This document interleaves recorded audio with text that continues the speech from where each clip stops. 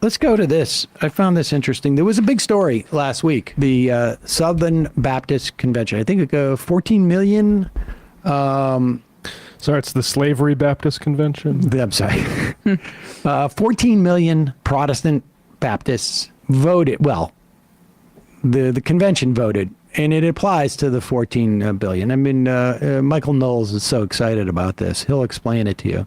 But it is a real threat to the existence of IVF. But I will say this.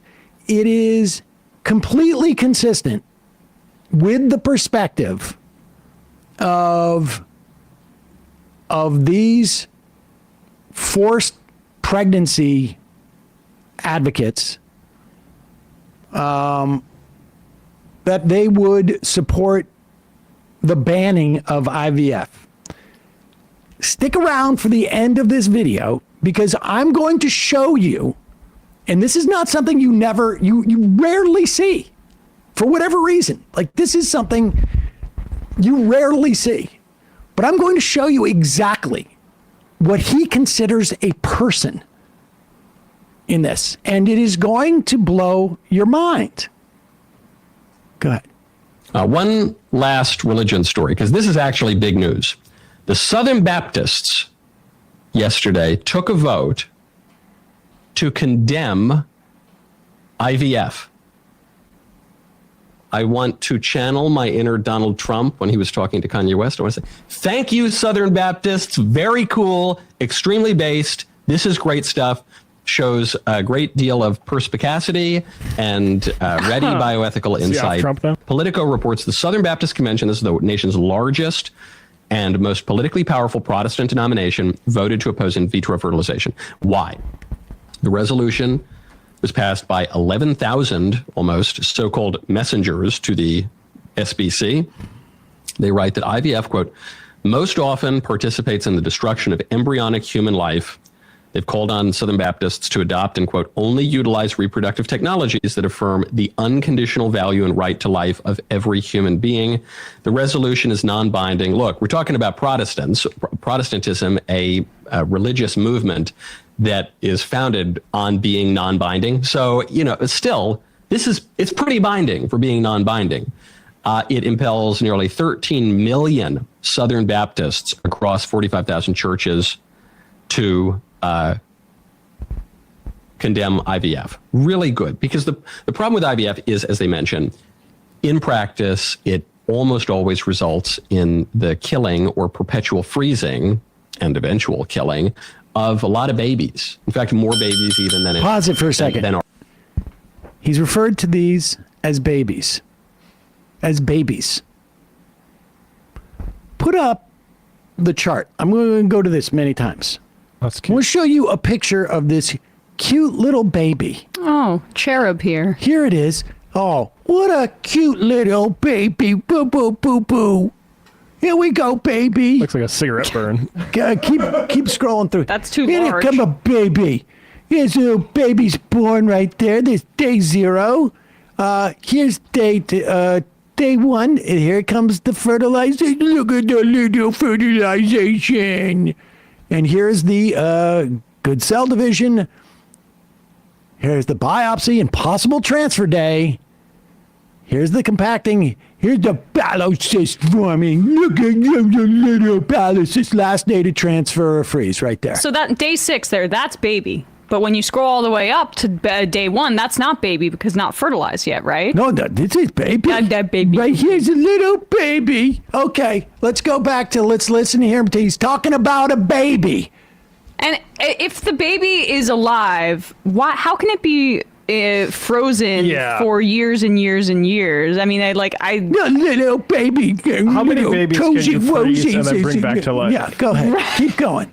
They mention, in practice, it almost always results in the killing or perpetual freezing and eventual killing of a lot of babies. In fact, more babies even than are born as a result of it. There are other and deeper problems with IVF as well, which is that even if IVF didn't lead to the mass killing of babies, as it does, what it does do is invert the natural order.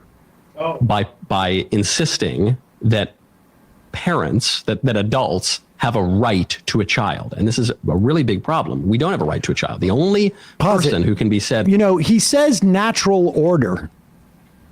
But what he means is my religion's perspective on the way things should be. Yeah. That's what the natural order is in his mind.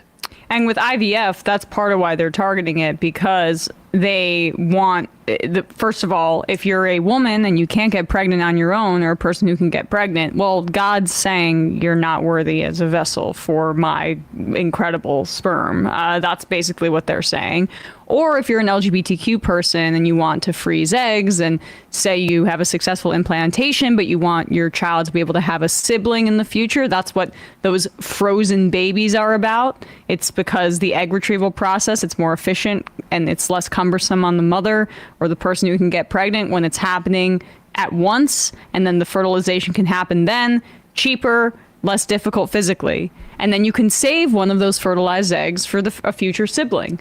That's what he's referring to. It's about giving people who either have reproductive challenges or people who are outside of his religious patriarchal family structure the opportunity to have full and complete families for themselves. That's what is under threat by him. And the inverting of the natural order, what he means is God's law, his God's law. Like, you know what's also unnatural? I don't know, flying, driving. I've never heard of him saying, like, unnaturally going from city to city by the unnatural travel of a car. Humans can't fly. Are we inverting the natural order by getting on a plane? I just want to point out one thing. Wait, where did those clothes? Did those clothes emanate out of his body? That seems unnatural. That microphone has an electric plug there. How come his voice can travel through time? That's not natural. What is this whole thing where we have strawberries in the winter? How is that possible? That's unnatural. Continue with this. Natural order by insisting that parents, that adults have a right to a child. And this is a really big problem. We don't have a right to a child. The only person who can be said legitimately to have rights in the process of procreation is the child, who has a right to his natural mother and father, to be the product of the specific conjugal act of his mother and father bound together in marriage. That the child can claim a right to that. Parents don't get to claim a right to a child. You don't get to claim a right to a child. Oh, pause it. Wait, what happened to parental rights? Let's go back to the picture of baby. Claiming rights. Go down to number 6. Here he is. And baby says, I have a right to have my parents fornicate to create me. I think that's what baby's saying. Look at baby. Oh, cute little, well, it's been black and white, but I'm sure. Claim your rights, baby. Yes. Cute little red, bloody, tissuey eyes. Go ahead. In part because a child is a person, and this is one of the great evils. Oh, let's take a look at the little person. Let's put the little person back on the screen. Oh, put the person back on there. Oh, there's the person. Hello, person. How come it's not talking back to me? Go ahead. And you see this especially in the surrogacy industry, which is just a branch of the IVF industry, which is that it treats children, human beings, as commodities to be bought and sold in an open market. Okay, all right. I have a way for him to solve. First, is he against adoption?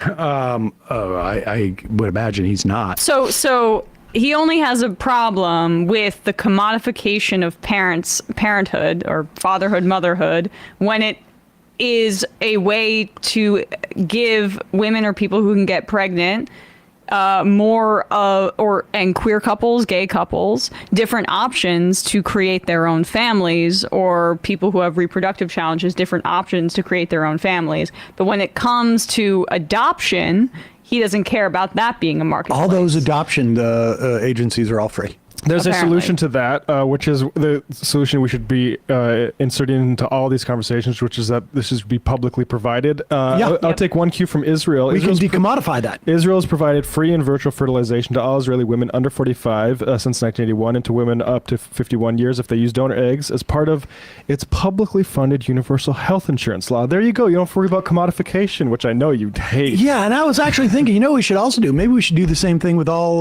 YouTube and news programs. Let's decommodify all this stuff. I mean, if we're in the decommodification business, we got a lot to talk about. When people commodify cigars that I have on my desk. Created and bought and sold on the open market through commerce. And that is extraordinarily degrading and contrary to human dignity. What housing? That's a problem. So the Catholics have long held. He's got no problem. He's got no problem having people live on the street. That's not dehumanizing. I just saw a TikTok of a guy who said, my dad committed suicide because he had to sell the family home in 2014 because of the way that the economy went. And then the son rebought that house, and it's like a kind of a nice story, but also it's exactly what he's talking about. Yeah, it does degrade you when you commodify these things, like your family house. The open market through commerce. And that is extraordinarily degrading and contrary to human dignity. That's a problem. So the Catholics have long held this. Until yesterday, the Protestant groups hadn't really weighed in. And so Republican politicians now face a big problem because Republican politicians, up to and including the Republican nominee for president, have come out recently in support of IVF. I said this is a big mistake. I grant to Republicans that this is a bioethically complex issue that most people haven't given much thought to. And so I grant if you run on, we're going to get rid of IVF campaign in 2024, that might hurt you in the polls, and it's probably not politically prudent. So I'm not saying you got to run on that. I just said if I were advising President Trump or any number of Republican politicians, I would say, hey, just play it cool on IVF. You don't need to campaign against it very actively, but recognize this is bioethically insupportable. It's contrary to the pro-life principles that you believe in. You know what's amazing is that we don't need to hear any more from this because he'll say unnatural order, he'll say bioethically. He is talking, and the reason why they did this in the religious section of whatever his show is or whatever, he is talking about his God's law and his religious values that he wants imposed on everybody. And he knows, in the same way that Republicans also now understand that their God-provided forced pregnancy agenda is unpopular with normal human beings, that they have to now downplay it and pretend like it's not their agenda. He knows that IVF is in the same boat, and this is where they're all going to end up, I promise you, in the exact same way that they went after Roe, and that it will happen quicker, much quicker. You want to know how unpopular this position is? I was actually almost shocked to see how unpopular this position is. This was from March, a CBS YouGov poll. 86% of those surveyed said IVF should be legal for women trying to get pregnant. 14% said it should be illegal. Now, maybe if you make it into something more bigoted and you make it about surrogacy and say gay couples who are trying to conceive, then perhaps those poll numbers change. But there's a reason that he's beginning with the you've got to lie about it to get anywhere. The Republican policy around women's reproductive health has just been to lie all the time.